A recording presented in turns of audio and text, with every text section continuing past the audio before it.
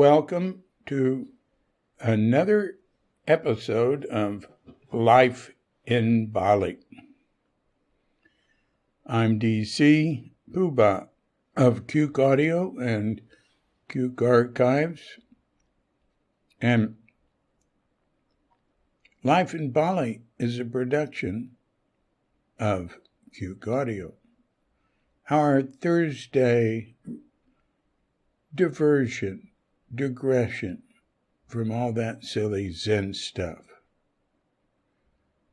I pray that you and yours are safe and comfortable and free from economic hardship and able to get out and do whatever you want within the limits of the universal precept to do as little harm as possible. I'm coming to you from Sanur with Doga Bandita, Feline Cuchita, and dear lovely Katrinka. Today's guest is our friend Reski, or Reskiana Ramli. And she is just perfectly charming. You're going to enjoy meeting her. And we'll call Reski up after 21 minutes of a bunch of nonsense. The COVID-19 virus here has, continued sort of at a steady pace recently. We're all being careful, and I don't know anybody who's contracted it. I hear about people, but our friends and locals and foreigners, the boule, are all careful and masking, and there's a fine for not wearing a mask. And I saw the lady we get fruits and vegetables from down the street. She had a shield on, a plastic shield around. Doing that without a mask is not good enough. She said her doctor told her to do that. I bet he told her to do that as well as wear a mask, because she deals with the public. She doesn't have a lot of business. People go down this street. It's not a real busy street, but people going to Murtasari Beach tend to come down this street. So, yeah. But anyway, she's older, younger than me for sure, but she needs to be careful. And she frequently is complaining about, being sick or whatever. She's a little different from any Indonesian I know. Because she's, she sort of complains and she's unhappy. But, they've got a nice big villa there, giant temple inside. For a home. A number of little buildings with these black, like coconut hair roofs. And I don't know what that is. So I looked that up because I really don't know what they are. I didn't know what they were made of. But I finally found it in WikiWand under thatching. In Bali, Indonesia, the black fibers of Moringa pinnata, called ijuk, is also used as thatched roof materials, usually used in Balinese temple roof and meru towers. Oh, a meru is like a pagoda. So looking up Moringa pinnata, we see Moringa pinnata is an economically important feather palm native to tropical Asia, from eastern India coast to Malaysia, Indonesia, and the Philippines. It's called sugar palm. It's a medium-sized palm, grows to be about 20 feet. Anyway, so it's like they're very like black, hairy-looking roofs, and they're really exquisite-looking, and they're thick. They'll be like a foot thick, or 6 inches thick, or something. And in Mare's temple compound, there are the roofs on little buildings that are, 6 feet in diameter, for putting offerings in. They've got about 4 of them in there or something. I should go in and look at it so I can give you a better description. Anyway, extended family lives in there, and, she's there 7 days a week, except when there's, ceremonies that take her away. I see there's only 179 active cases, known active cases in Denpasar. That greater Denpasar is 2 million, so maybe, 700,000-800,000 for non-greater Denpasar. I think more like 900,000. I see, in September there were the highest number of deaths in one day was 15. So that's definitely up.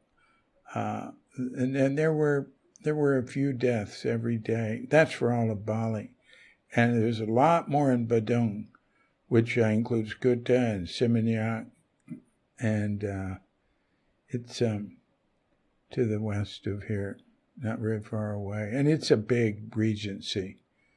So I don't know if the cases there are in the country or in the city or what. Anyway, we're being careful. The beach is pretty active. There's a lot of kites in the air. It's windy.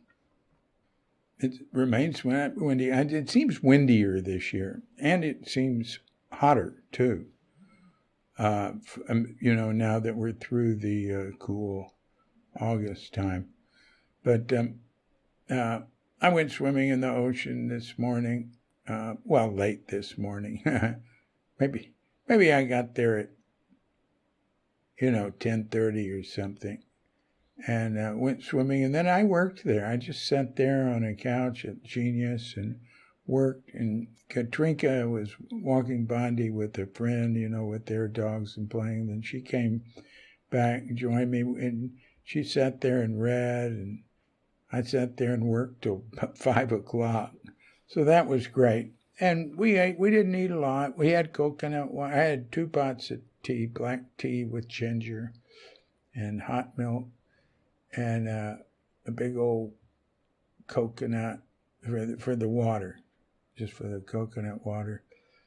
And we split we were bad. We split a chicken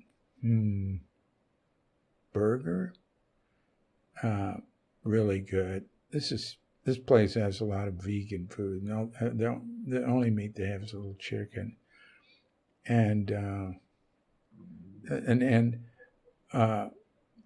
But before that was later on. And before that, I asked, with my second pot of tea, I said, I just want something like, I know you don't have croissants, but something like that. So they brought me some toast with really good peanut butter and chocolate, like spreadable chocolate. That was great. And the toast was made from really good bread. There's really good bread here, just like there is in California. It's great. So, I just worked on a bunch of stuff. And, here on the home front, I mentioned a while back that our dear Cuchita, the cat, had deserted us and gone to a neighbor, and then she'd come back some. Now she's coming back every day. But she's got 2 homes. And that's the home she prefers. That's where she likes to hang out. There's a cat she likes, and I think she likes Wayan. He's the son of our landlord, and he lives on the corner. And he's got this neat little place that is hardly ever open now. It's just a little hole in the wall. Wakoka. He's Wayant, and then his brothers are Komang and Kadek. So Wakoka for the three brothers. It's a neat little tiny coffee place, and they'll make tea. I gave him some rooibos, so he can make me rooibos tea. But and I pay for it. I said, no, that was a gift. Anyway, we're all looking forward to normalization. Of course, it affects us much less than everybody else. Anyway, Coochie comes here, and, we can hear her going, meow, and she has to climb over walls and things to get in here, which she does quite easily. She climbs straight up walls. It's just amazing to watch that, man. She'll jump up a wall. It'll be totally vertical, and then she'll hit it, and then from there, bang, up to the next level to get on top. And, but she was limping. And so the vet came. She was limping seriously. And so the vet came and, said it was a tendon or something. And, gave her some sort of shot. And we were giving her some pills for that. And it sort of went away. And then she came in and she was limping bad. 3 legs. She was walking on 3 legs. And wow. And so I called the vet and we trapped her in the house to keep her so she couldn't run off. And we have these little doors to cover the animal doors. They're little, they slide to cover it. So Bandita, our dogette, and Cuchita, our feline, could not get out. However, she kept trying. And then she'd sleep for a few hours, then go back and try more. And during the night, she got out of the back one. Smart. So the next day, the vet came, and we didn't know she'd gotten out. We couldn't find her. But anyway, so our dear, sweet, lovely vet, who just has such a way with animals. She's very small and very feminine. So she came back the next day, and we had Coochie, because we just wouldn't let her out of the bedroom. And, put the kitty litter box in there and her food. And by then, Katrinka had noticed she had a big gaping wound on her leg. She'd been in a fight. And then I realized that wasn't the same leg she was limping on from before. The first one was the left. This one was the right. So the vet, dealt with that and put a little collar around her neck so she couldn't lick it. She didn't want her to lick it. She didn't want it to get wet, for a week. And so and you know what she called the collar? In Indonesian, Elizabeth collar. Because Queen Elizabeth had some sort of collar like that. Anyway, she didn't like to be kept in. And we did that for a day. But then we let 2 days. We let her out, let her go back to Wayans. And next thing we noticed, she doesn't have her collar on. But she kept coming back, and Katrinka kept putting the medicine on her and trapping her in the room overnight twice, which I don't like because Bonnie can't get out then to go do whatever she wants to do in the backyard, in our tiny little back courtyard. But now we're just, Katrinka's keeping her for an hour after giving her the medicine and then letting her go back. She feeds her and gives her that. You know what she found out? She can get some types of tuna really cheap, cheaper than cat food. So she's cooking it up for her. And boy, could she like that. And then a little bit of the dry food. So anyway, that's the local home report. I hope you found that fascinating. That's what's happening here. And that is life in Bali. And now let's give a call to Reski. Oh, after I tell you about Reski's husband's book. Now, Reski's husband is Elliot Cohen, Muhammad Elliot Cohen, who we talk about plenty inside. So he's from New York City, and he's a writer, and we deal with that. And he wrote a novel. He's got a pretty interesting past. It'd be nice to get him on.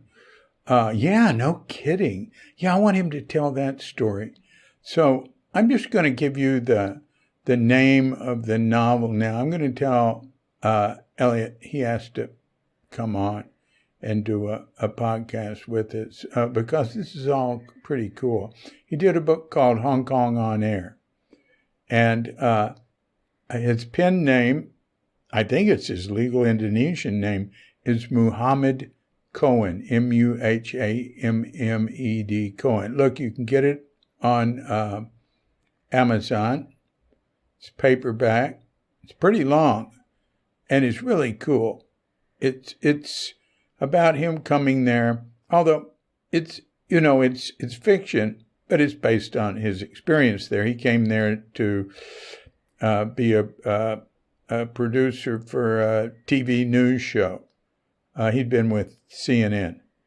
And the book's about, leading up to and including the transition to away from being a part of the British Commonwealth, I guess, to being part of China, the People's Republic of China. So, all right, that's it. And Elliot or Reski will probably hear this. And Elliot, I mentioned once to him you should do this. Actually, I wrote him by accident saying that because I was writing somebody named Eric and got the names confused because, I'm over the hill and, can hardly put two sentences together. But anyway, and he said, well, I don't know what you'd want to do a podcast with me about. And he said, all I can talk about is baseball. He's a sports writer. And but there's a lot more to him than that. Anyway, cool. All right, so let's move on to Reski now. Let's call Reski up. All right? Yeah, but before we do,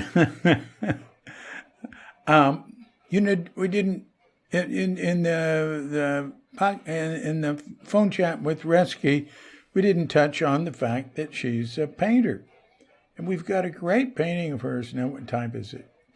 I'm not very good at identifying types of art. I guess it's watercolor, and she had a show at the Maya Hotel in their gallery, snazzy place, and we went there.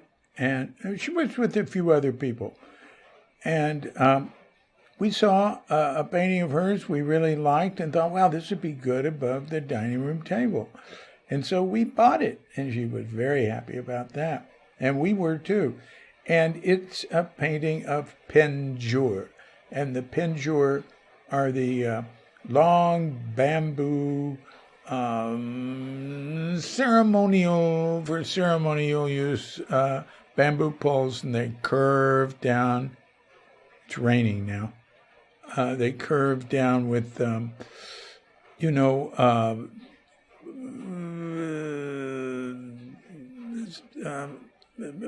decoration on it. Mainly organic sort of. What is that? Maybe palm leaf decorations and little basket at the end, maybe, and different stuff. Google it. Google Penjure, and you can see pictures of it. Anyway, a lovely, colorful picture of Penjure is above our dining room table.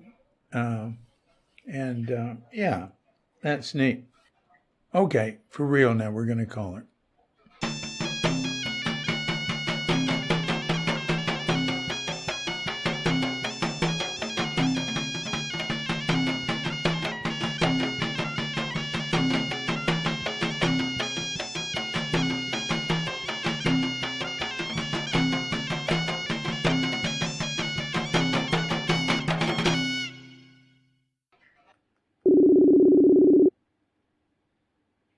Can you hear me? Oh, there you are. Hi. Yeah, so Hi. I think I have to walk closer somehow, find a spot. Huh. You came on right when it said it hung up. Huh? That's funny. Okay. I That's can't okay. even. I can hear you now perfectly. Yeah. Huh. So how are you? Very good. How are you doing? Oh, good. Be good. Yeah. um. So So what are you doing these days? Oh, these days I work 2 or 3 times a week at the office, Yeah. and then the rest I work from home.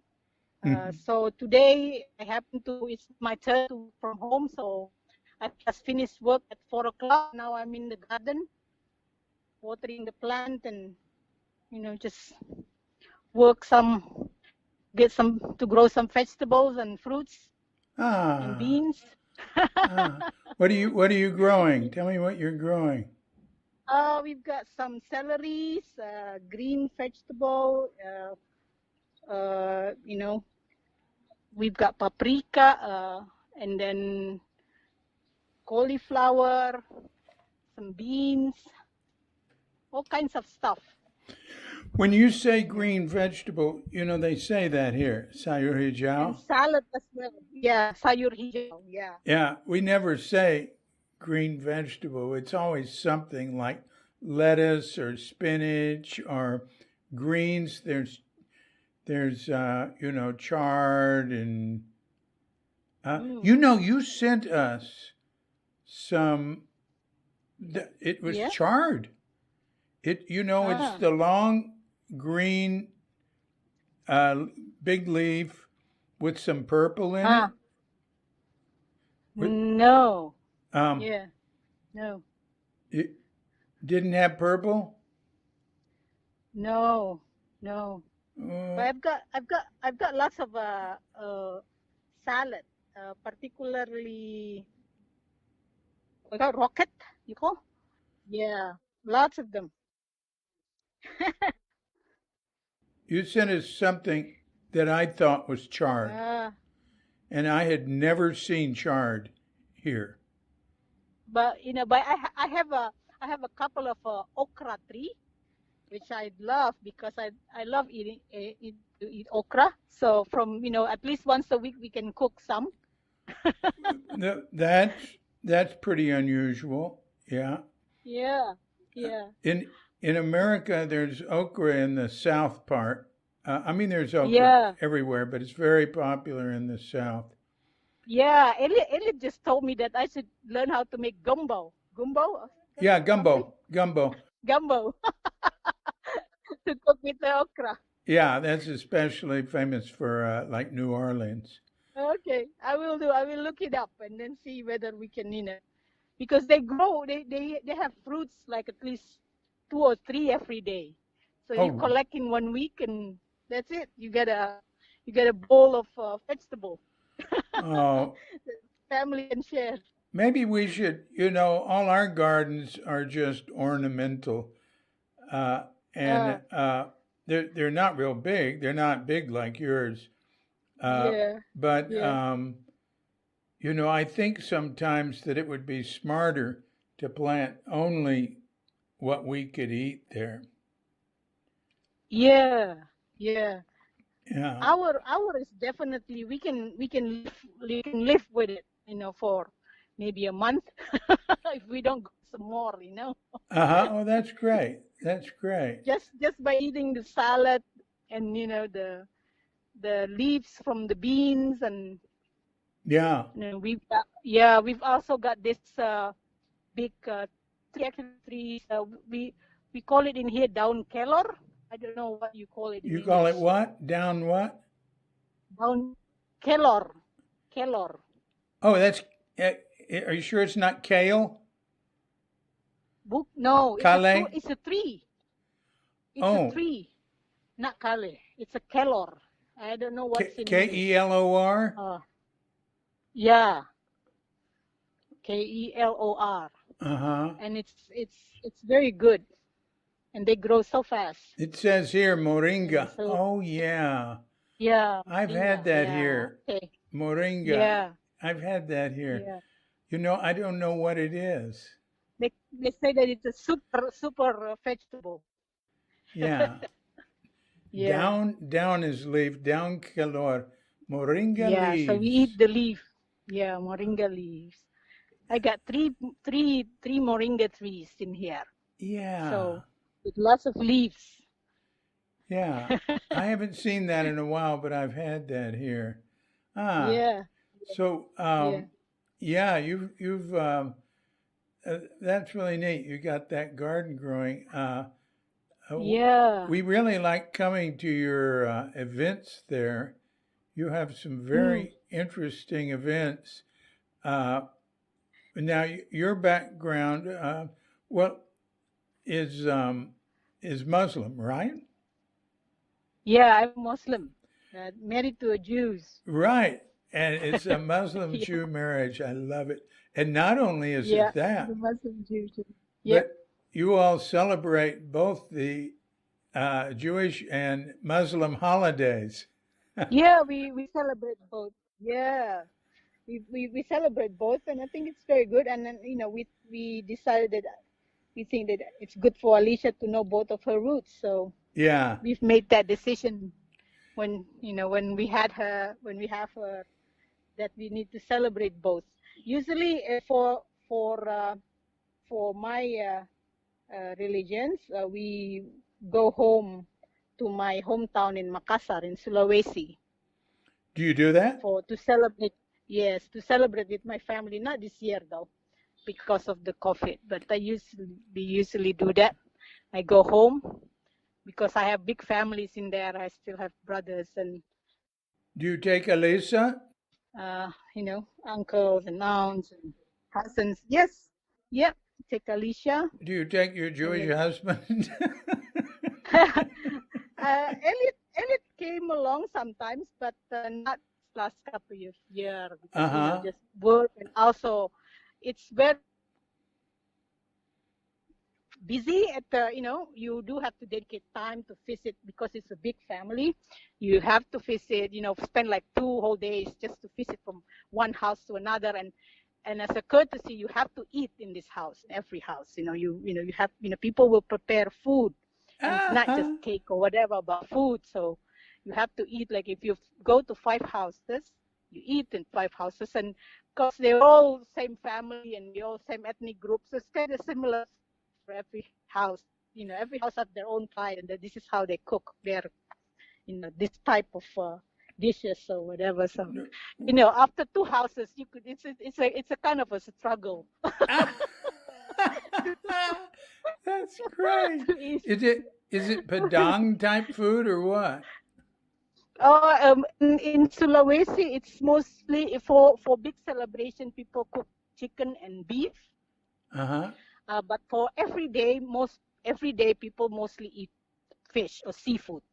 Mm-hmm. But so chicken and beef are for the big celebrations, for Lebaran and for weddings and things like that. Chukup, Mm-hmm. chukup. No, Mm-hmm. yeah. Yeah. So yes, That's but it's a good thing. But just to also to get Alicia, our daughter, to know her cousins, because she got lots of cousins in there and families, and so we need to get her to keep it, and to to get her to have the connections. Yeah. Yeah. Does she have a good time? Yeah, she's always got a good time with her cousins in there because she has some cousins that similar age, so he can, spend time with them. Yeah. How long do you stay? I usually stay 3 days, 2 or 3 days, not long because I have to work. I don't usually take long leave uh, for big religious holidays. Yeah. Because then every couple of years we took a big family vacations, and then I use my leave for that. Yeah. Well, the Muslims take far fewer holidays than the Hindus here. So it's not. Oh yeah, I mean, I think holidays is not it's a new it's relatively new concept for us. Uh-huh. But Muslims and Hindus, and I know that my friends at the office, the Hindu people, they don't like to take holiday, their leave entitlement, because they want to keep it for something like suddenly you have to have suddenly there's someone died or someone wedding, in because it's a communal system, so but you have to participate, and that could take quite a while. So Yeah. they rather keep their you know leave entitlement not for holidays but for things like that. Yeah. I experienced that. Yeah. Yeah, and holiday is expensive, and people sometimes, they don't want, they can't, yeah, Oh, that's right. yeah. Yeah. Are the Muslim holidays are expensive, huh? Too? Yeah. I mean, if it's Lebaran or Idul Fitri or Idul Adha, you cook, you buy new clothes, you all the, yeah. And, So, well, I haven't been to your house for any yeah. Muslim holidays. Only for, I guess, for Seder, huh? Yes. Yeah, Passover. Passover. Passover. We only do it in here because for Muslim holiday, like I said, I went home, so we don't really do You go anything. home. Yeah, You go home. yeah, I go home because I Uh, don't really have families in here.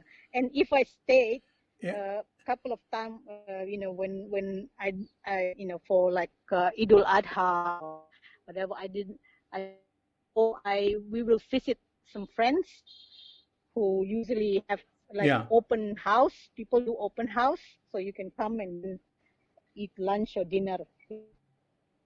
So Yeah. things like that. We have some friends in here who do open house.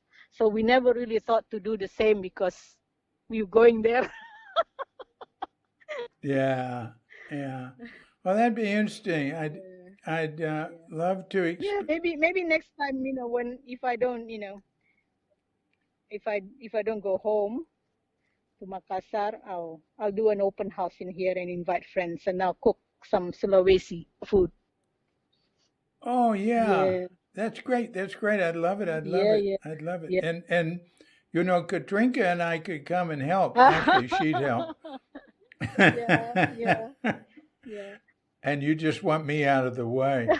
Uh, um, and when you all do Passover, Mhm. we go through, well, I guess an abbreviated ceremony, Yeah, but go through the whole yeah, thing, yeah. and Elliot tells the whole story, Yep. and yeah, it's always fun. Yeah, it's a little stories, and Alicia will ask the four whatever questions, you know. to- Oh Yeah, and then yeah, yeah, read the Latin scripts of the prayers, things like that. Well, we do, we try to do it as yeah, as close to possible with to the we do the short version though, because it's a yeah, more and time for celebrations with friends and families, and to be together and well, celebrate freedom, celebrate yeah, yeah, and Thanksgiving. You do Thanksgiving also. yeah, we do Thanksgiving and we do Passover, so twice a year we cook turkey. Yeah, last time I think, I don't know, you were here. Last time we cooked the wild turkey, the locally grown organic turkey, then it was really tough. But we want to. Oh, really? Well, we didn't eat any Uh, because we didn't eat any meat for 2 years. We weren't eating much before then, but then we uh, went completely yeah, off. But now, Katrinka just spent 4 months with her son, who's a chef, and they have chickens. yeah, So, so we've been eating a little bit, like once a week, and then leftovers of organic, free-range chickens from Lomba. yeah, yeah, Um, yeah. do you know about that? Yeah, I've There. heard about it. I have a friend in here who also sell them. I never try it actually, Uh but huh. I was Uh thinking that huh. we should go go organic with our daughter. Alicia, of course, is vegetarian, so it's only me and Elliot. Yeah. So it's not a big decision to make, whatever. Alicia's Yeah. happy as long as Yeah. there's tempeh or tahu, and Yeah. I was telling Elliot, well, I know you all through tennis. I yeah, met Elliot yeah, at the tennis court. yeah, And I haven't played tennis in a year or something because of my hernia. yeah, The doctor didn't want me to. yeah. But I was thinking of hitting a little with somebody who's not as good as Elliot. Hitting with Elliot's very demanding. Uh, he's a lot younger and stronger, and uh, you know, yeah, but it was really good for me. I really enjoyed it. yeah, There's another guy though. yeah, We talked about it. We just hit, and that's what Elliot and I would do, is just hit. yeah. It, Uh, and so I might start going out. I mean, there's two tennis courts like 10 minutes away from here. yeah, you know. yeah. I Um, play tennis as well, and I really, really enjoy it, and I miss it a lot. But I only play with my coach. I don't play with other people because I'm very bad. But I haven't played oh, tennis you for a should long time. come use me. Come Uh, use me to practice with, yeah. because I'm pretty good at getting the ball back, but I'm not supposed to make. I'm not supposed to. The doctor doesn't want me to make them like go running and stopping real Ah, that's fast good. and that sort of thing. Yeah. But anyway, who Yeah. knows? All right. So anyway, I met a couple at the tennis court Mm-hmm. there at the Mercure Hotel, Mm. and she's Muslim, and he converted to Islam. Well, I mean, Elliot had to also, or you all wouldn't be married. It has to convert to Islam as well to get married. Yeah. And so he's Mohammed Elliot Cohen, and the Cohens are priests. I mean, Cohen is Yes. very, very Jewish name, and he's Mohammed Elliot Cohen. And incidentally, not incidentally, that's his the name under which he publishes and he writes. You can find him Yeah. in Yeah. uh, That is in the uh, byline. what's that financial magazine that's so big that he writes for Oh, he about game. he writes for Inside Asian Gaming. Yeah. And then also for Forbes Online. Forbes, yeah, and I've seen him in the L.A. Times. So, and I know you having a byline, Mohammed Elliot Cohen must help him get published. It's Yeah. He so actually used interesting. Muhammad Cohen only. Yeah, Mohammed Cohen. You're Yeah. right. You're Yeah. right. You're right. Yeah. So anyway, there was this couple that played tennis at Mercure, and I was talking with them. And the man is he's from like North Dakota or somewhere in America, Yeah. and they go to the mosque over by where we used to live. Yeah. Oh, the big hotel near the big hotel. Yeah, it's the only one. Yeah. Yeah. And where we used to live, we could hear Yeah. the calling coming from there. I loved it. Yeah. I loved it.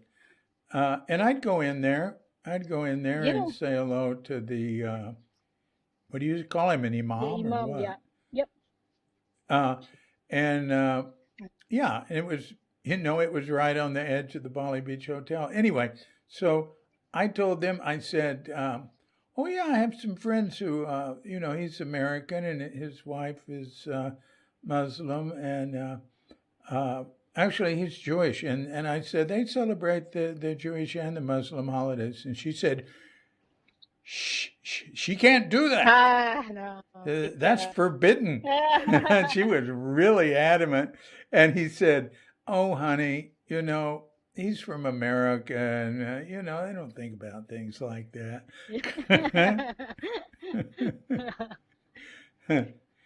It's also forbidden for Jews, too. Yeah. I mean, But I think the rabbi in the Jewish congregations in Hong Kong give Elliot a call, you know. All right, now wait a minute. Did the rabbi in Hong Kong did he have an opinion on this? Yeah, wasn't really happy about that. That he's that he is still a member in the. Right. Oh, that's funny. In Judaism, there's the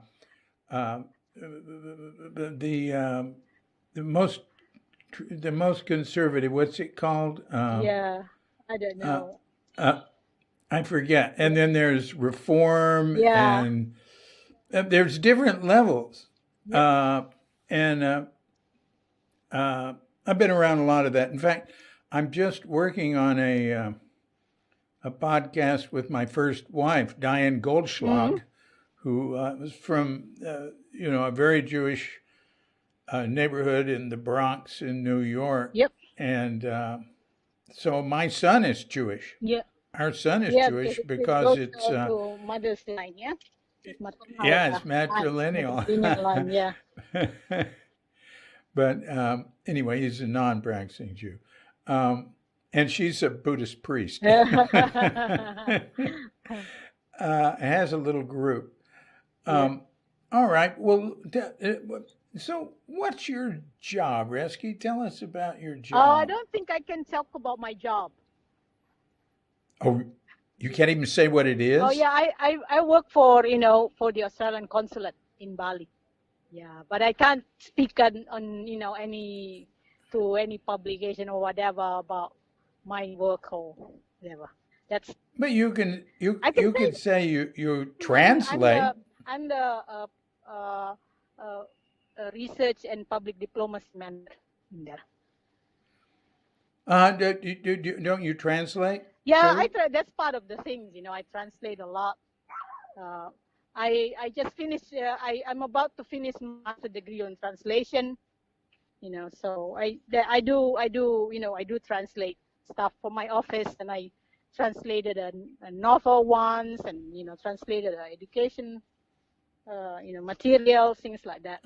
Yeah, but I do that translations for. But my main job at the consulate is translation is just something one of the thing, but my job is public diplomacy. Yeah, and research. Yeah, but that's it. That's about it that I can. Yeah.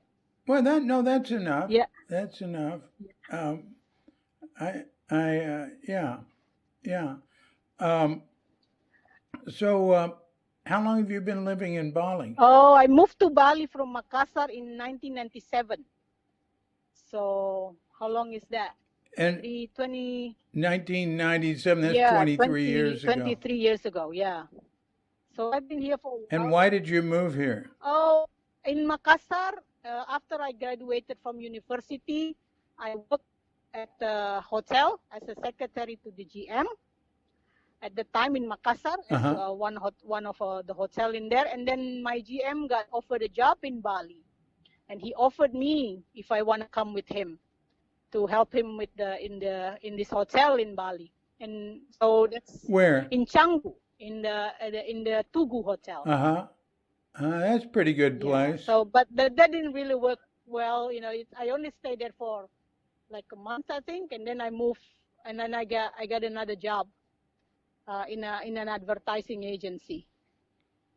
And I stayed there for like 7 years, I think, for a long time. Yeah. So yeah, and then after that I how'd you worked with meet? I meet No, go on, finish that. After that, you worked where? after, I work at the advertising agency, and then I work at the consulate since 2004. Oh, yeah. I met Elliot 2000, 2000, and then and then we got married in 2001. It's been How, how'd you meet him? Do you remember?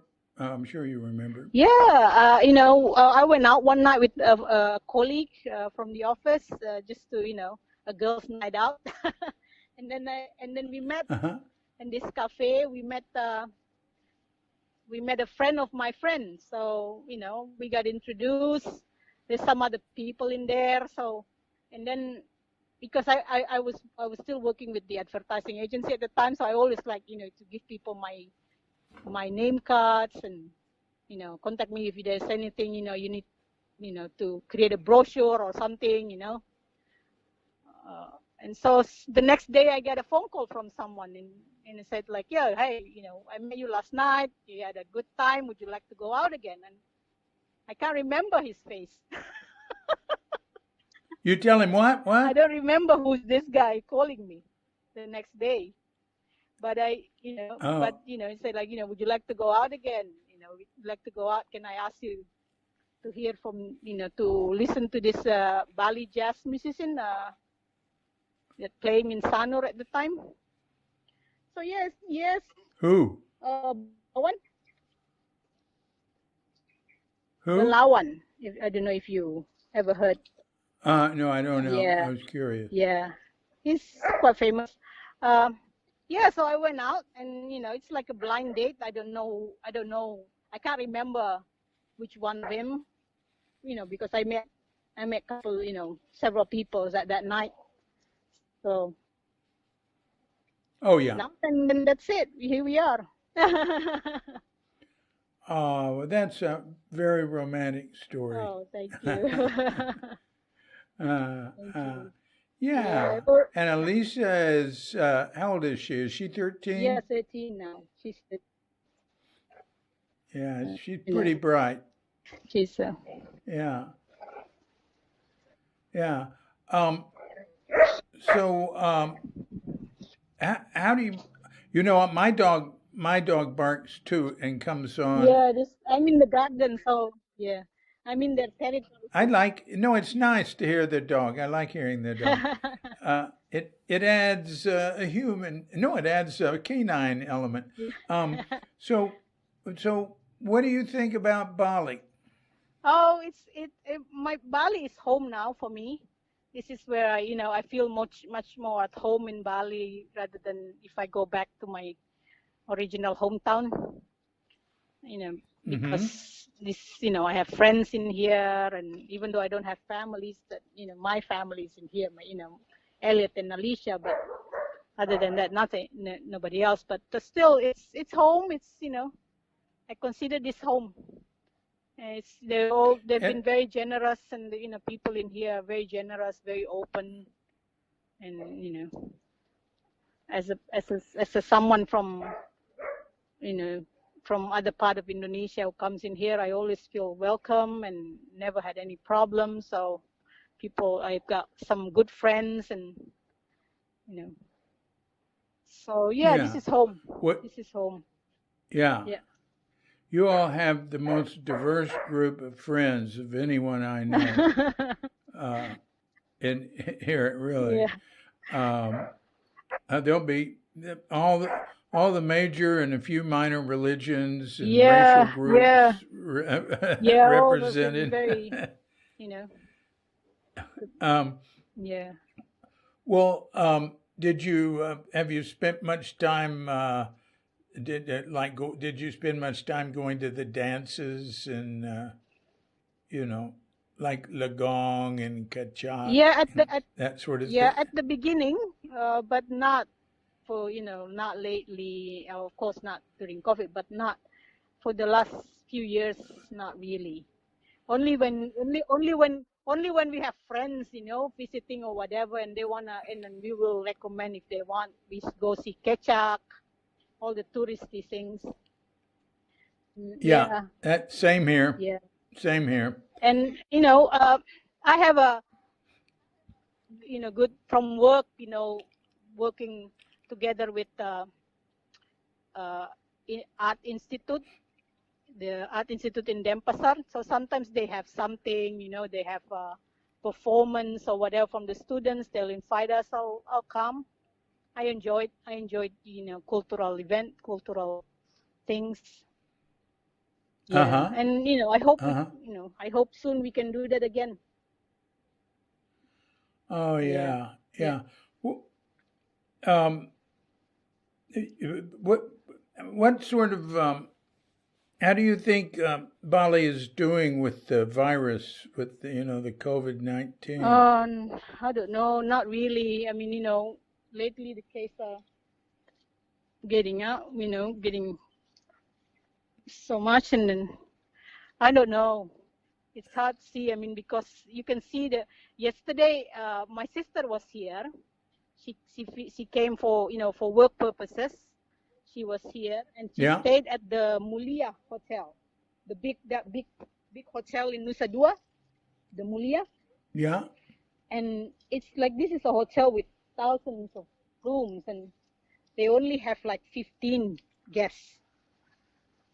I asked the staff. Yeah, and it's really sad to see, because, and I went to Nusa Dua through the toll road, and we're the only car, going to Nusa Dua and coming back from Nusa Dua as well in the evening. So it's very sad. But then again, this virus, is killing people. So we do have to be very careful. We cannot rush. I know people need to eat. People need to work and to earn money to buy food.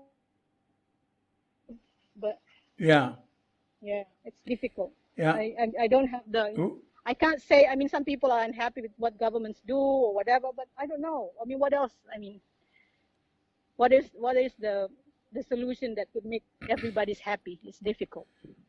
Well, it seems to me that people here are, at least publicly, very cooperative with the government. Yeah, very cool. That's the good thing is in here is that people follows the leader at least. They're publicly, but yeah. But then we know when as soon as they're private, what I see, like in the local Banjar, the Belanjong Banjar, because I walk by there a lot, and there'll be young people meeting there, and they'll all have masks on. Everybody wears masks until they get inside. And once they get inside, some keep their masks on, some don't, and they'll all be right next to each other, and everything. Well, the government's put a fine, right? If you're in public and you don't use masks. Wait 1 second, Tungu. Yeah. Hey, yeah. Minta bicara, huh? Rahim. Apa? Berengkat? So that wasn't Rahim, that was Tawfiq. And Rahim and Tawfiq have been working on the refrigerator, and he came up to tell me that they've set it on manual because the automatic isn't working, and that I think he said they'd come back tomorrow. I can't remember. Did they come back the next day? Or to call them if there was a problem. Anyway, I cut all that out. And, it's embarrassing for me to be speaking Indonesian with Reski there, listening to all the mistakes I'm making and getting nervous because she's listening and making even more mistakes. But I survived it. And now they've set it permanently on manual, and because it went back and forth, and it seems to be working now. But we'll wait and see. You know, if it problem is there aren't parts here for it. That years ago there were when it was made. But anyway, so then I'll let you hear the very last bit of that exchange. We'll go back to Reski. Besok tetap nggak bisa beku. Cari jalan alternatif pakai manual, Bapak David mau nggak? Mau saya panggilan de besok dan lapor? Iya. Oke, saya lakukan itu, oke? Ya. Oke. Terima kasih, sampai jumpa besok. Minta tutup pintu. Iya. Oke, bye-bye. Lanjut. Ya. Oke, ya. Terima kasih. Yeah. He was being a little shy there. I have a fridge problem. Are you still there? That's that refrigerator guy. We're having trouble. I think we might have to buy a new one. Yeah, they just keep coming day after day. But they're not charging me because it keeps not working. I mean, it's working, but then it'll only work for a day.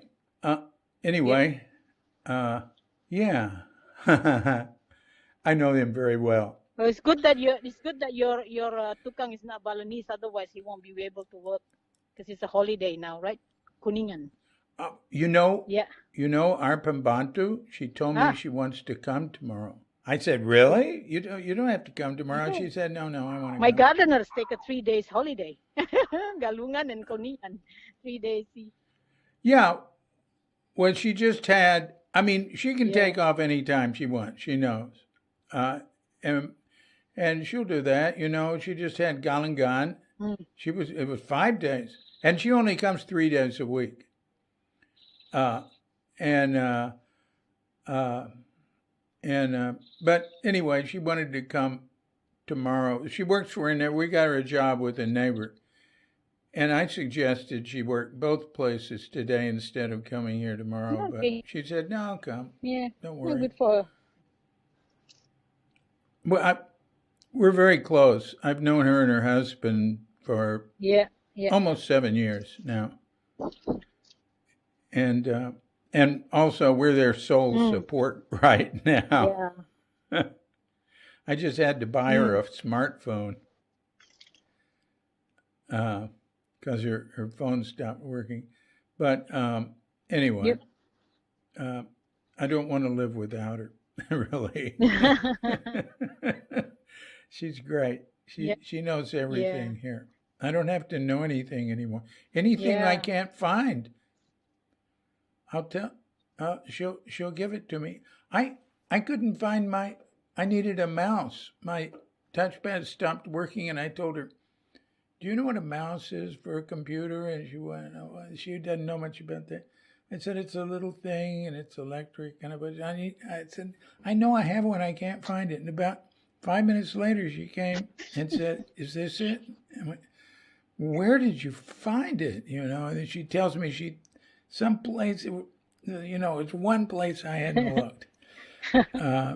Anyway, Tawfiq, he's from Java, and it's his. Well, they say Saudara brother, but nah, it's like cousin is the boss, and I've known them for years too. They've done all the electrical plumbing here, and they're good. But our refrigerator, it's 12 years old, and they don't sell that type here. And I think we might have to get a new one. Anyway, enough of that. This has been going on for weeks. It'll work for a few days, and then it won't keep it. The ice will melt, and So let's see. Where were we before we were so rudely interrupted? We were talking about people. How people are using masks but not inside when they. Oh yeah. Well, they do both. I don't. Cadet Pembantu. I asked her about that, and you know, we talk with her. She's very careful, and she's careful with people that come here. She controls anybody who comes here. You know, tells them what to do. Oh shit! I got my And phone wet. you know, I'm watering the plant, and now I got my phone wet. Oh, it's all right. Hello. Yeah. well, it's still functioning. Don't get it too wet. But I asked her about that. I said, well, you know, are people, you know, around you? Is everybody being careful? And she says, yeah, in her house, Yeah. definitely. And there's nothing much happening in their immediate area. And they go to Singaraja near there, you know. And she says someplace she'll say people are being naughty, nakal, you know. But again, in private. What's the fine now? Is it 250,000? Yeah. 100,000. It's 100. That's what I thought. No. Somebody said 250, but I'd Yeah. heard it. So $7. That'd be a laughable but, in It's a America. big money in here now that you don't have a job. Yeah, no kidding. Did you know what two Westerners were just fined in Singapore? Yeah. $8,000 each, and also deported and told they could never come back. And all they were doing was sitting on some steps without masks. Yeah. Well, with some other people. Singapore likes to do things like that. They, show. Yeah. Well, I love Singapore. I mean, it's a very, I love it for 3 days, 4 days. You know, it's so well managed. And the people there, like, well, you know what? They have the people with money and the people without money. And the poor people there, they're mainly not from Singapore, right? They're from other places. Yeah, the migrant worker. Yeah, and they're not doing near as well, and it's even worse in Malaysia. I understand. Yeah, lots of Indonesian having trouble there. Malaysia essentially has a sort of slavery. Sort of. Our best friends in Malaysia are what they're called engaged Buddhists. And they tell me about it. There's not a lot. They can't do much about that. They can't, they can't get out and protest or anything. So one thing in Malaysia, all our friends there are Chinese Buddhists. Yeah. Chinese Malaysian Buddhists. And there's more tension there from the fundamentalist Muslims than here. Oh yeah, I mean, there's some here. Some in here, but it's not it's something they have to deal with. It's in here is, I think it's more clear cut where the fundamentalist is and where the while in Malaysia probably not. Yeah. I mean, people are conscious that the Malayu people are get preference from the governments rather than the other ethnics. Yeah. Oh, definitely. Yeah, like that. The Chinese kids will all be like making the best grades and everything, and they won't get any of the scholarships. Yeah. Here it's not. It's not that, as far as I know, it's not, Yeah. They are,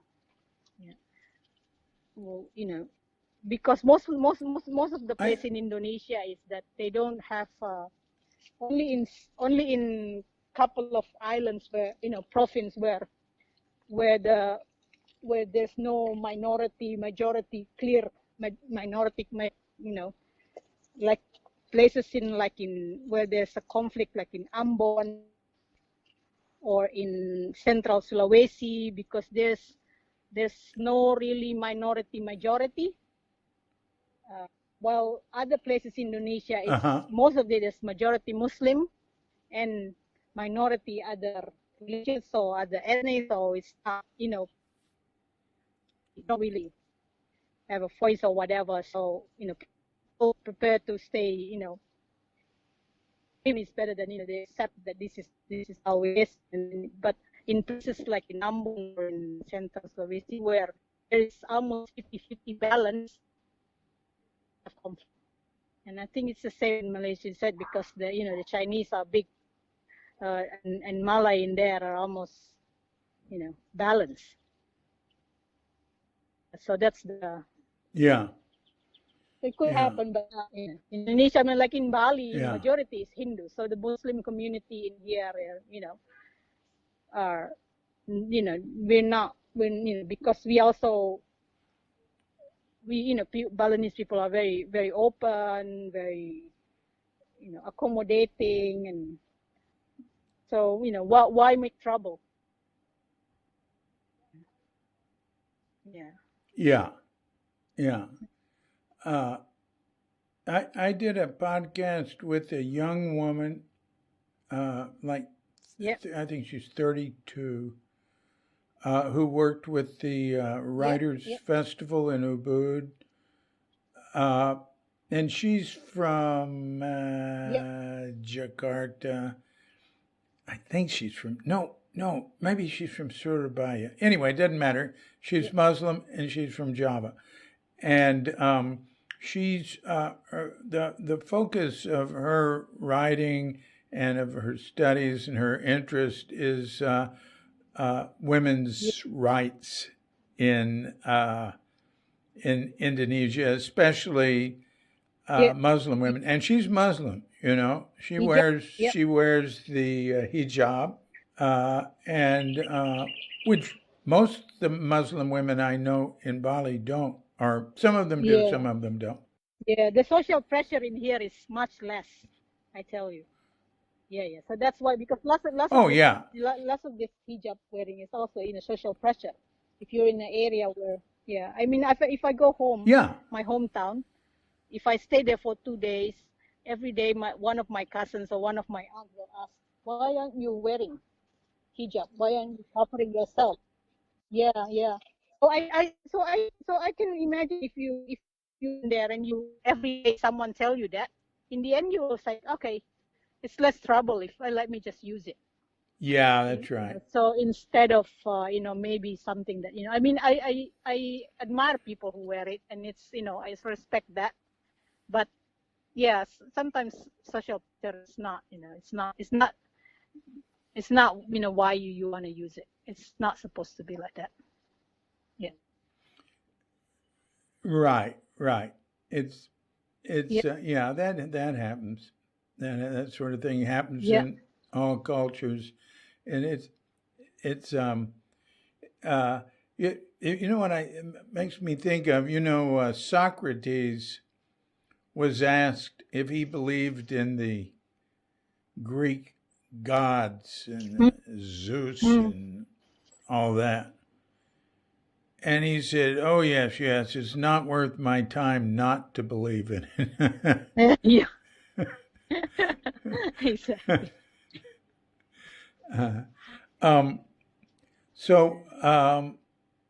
What do you think about the political situation in Indonesia right now with Jokowi? And he has to play a balancing act all the time. How do you think he's doing?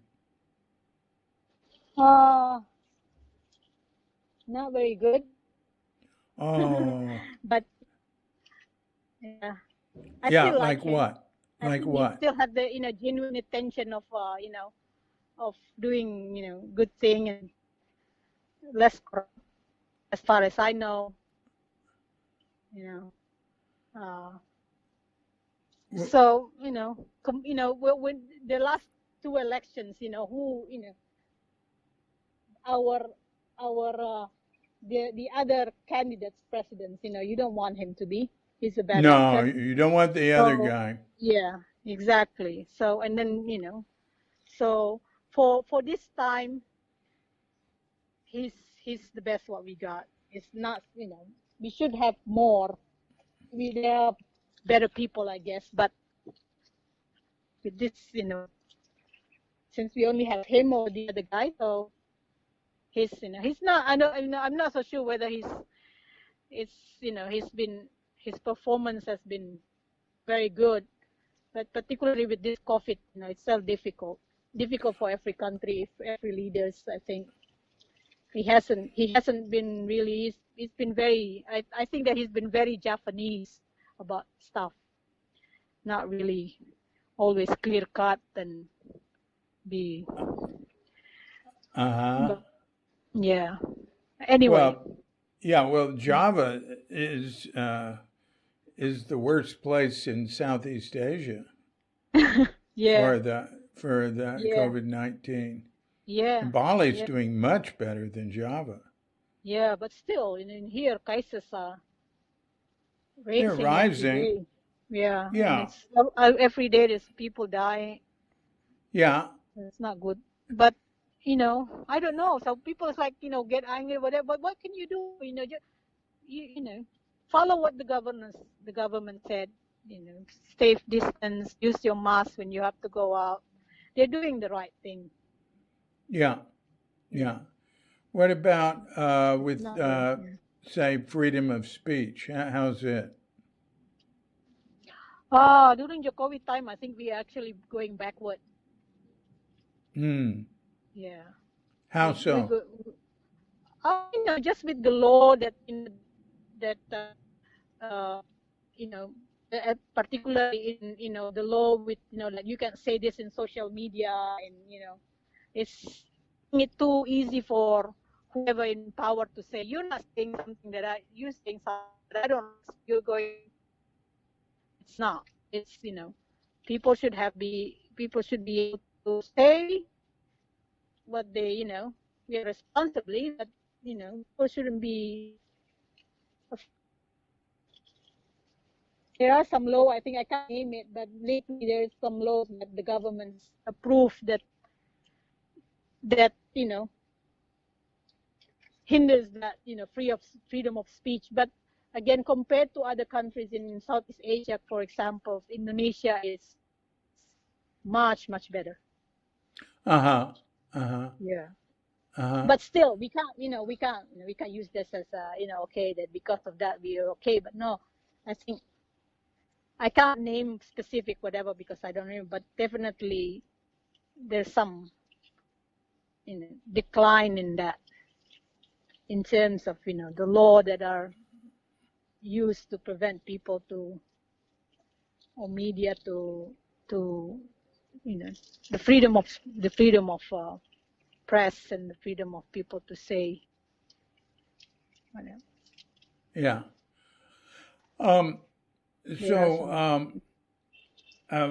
Now, what do you think about the situation with trash and plastic trash and all this that? is all depressing topic, yeah.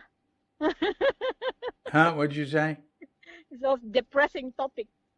Yeah, it is. Well, in my work for the last few years, we focus on that, looking for alternatives, and I found that there's so many organizations and private individuals that work to to reduce plastic, to educate people, to socialize, reuse, and healthy living and things like that, less plastic. And I think compared to other places in Indonesia, Bali has been very successful in in trying to reduce plastic use. It's not enough, and all those organizations need to I think they need to work together better to put better pressure to community and to government. Because what they do so far is good, but not enough. Not enough, yeah. Yeah, not enough. And then there's solutions out there. There is solution out there, just from people inventing this and that, and then how you can use your waste like this and less plastic like that, and even the no plastic from the if you go to supermarkets and whatever, that's very good. But if the government, if the focus is not there at the moment, so Yeah. now, it could go back again to use plastic. Well, COVID-19 has increased plastic use a lot. Oh yeah, definitely. And There's not but much, I don't know what the alternative though. yeah. Like gloves and Well, yeah, there's alternatives. There's it's just people don't take it seriously enough. And also,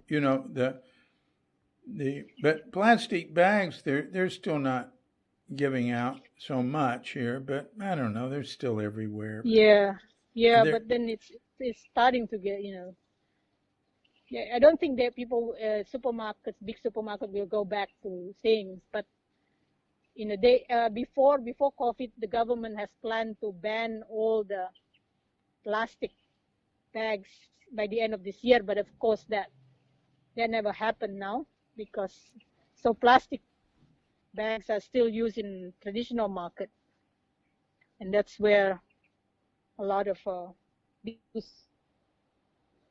Yeah. Do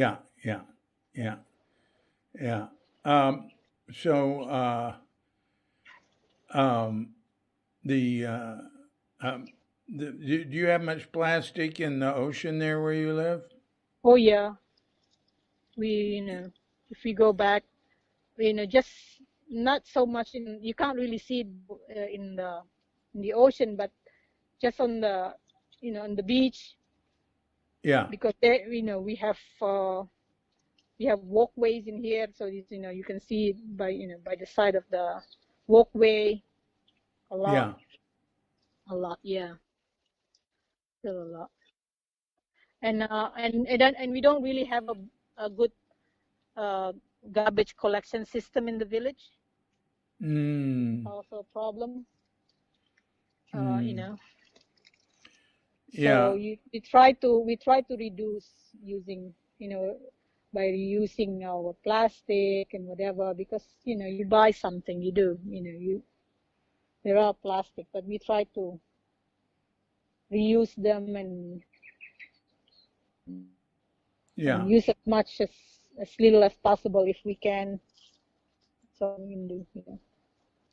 Yeah, there can't really be a working solution unless the government is absolutely devoted to it.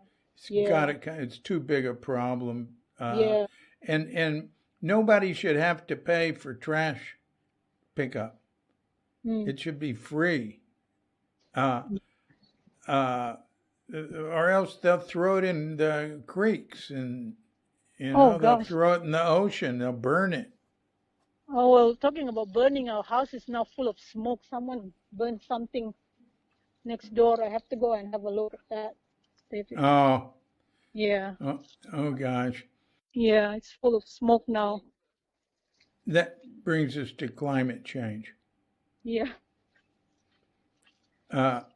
So what do you think about that? Oh. And I'm an optimistic person, so I'd like to think that we will human being will do something. There will be an action of that, and that will save us, and because there's no other alternative than doing something.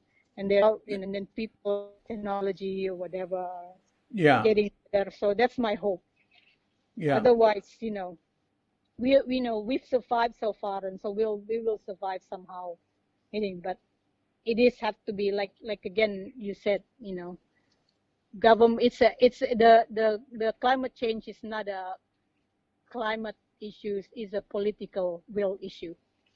And that needs to be fixed. Yeah.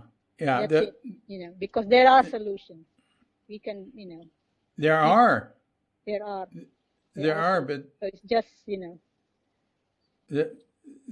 we know the solutions. We have them in front of us, but then there's a lot of it would have to change the money flow. Yeah. And the money doesn't want to change the way it's flowing. It has to be forced. Yeah. And there's a lot of the people benefiting from the way it's flowing that do everything possible to stop it from changing, you know. Yep. So I don't know. It seems to me that both these things, climate change, which is by far the most important to me, and the trash situation, well, it needs actually global solutions. Complete focus on that. Now, but you need to go check out your neighbor. Yeah, I need to check. Burning something. Burning something. So, look, Sorry. I appreciate your talking with me today. This has been great. Yeah, thank you very much. Thank you very much. No, welcome. It's good. It's good to talk to you. Yeah. Have you been enjoying the muesli? Yeah. I'll be buying them soon again. Oh, good. Mighty Muesli. Yes. Yeah. The Mighty Muesli is gone. It's gone in like 2 days. Oh, really? Yeah. Oh my God. I should get some more from you for that. Anytime. Yeah. Okay. That's great. Okay. Well, wonderful speaking with you, and take care. You too, David, and say hi to Katrina, yeah? Yeah, and give my love to Elliot and Alicia. Yeah, thank you. Bye. Thank you. Bye-bye. So thank you, Reskiana Ramli, for being our guest today for Life in Bali. The music that introduced this podcast, and which you just heard briefly again after she and I hung up, in honor of Reski, is from Sulawesi, and it's called Dengang music. And, it's very simple. And now, on the way out, you're going to hear Tanah Toraja, music in Rantepao, which is also from Sulawesi. But first, I have to say goodbye. Even before I say goodbye, I'd like to let the listener know that there's an exciting opportunity to make a contribution to help us keep going here at Cuke Archives and Cuke Audio. Just go to the homepage of Cuke.com, CUKE.com, and hit that donate button, and you can go to the donate page, and it'll tell you how to send a check, make a PayPal donation, or become a PayPal subscriber for as little as $1 a month. It's really easy to do, and we would be eternally grateful if you did so. So, until next time, this is DC Puba of Cuke Audio and Cuke Archives, coming to you from Sleepy Sanur with Dogette Bandita, often Feline Cuchita, and dear lovely Katrinka. And we're wishing you, and yours, and all of us, a grand awakening.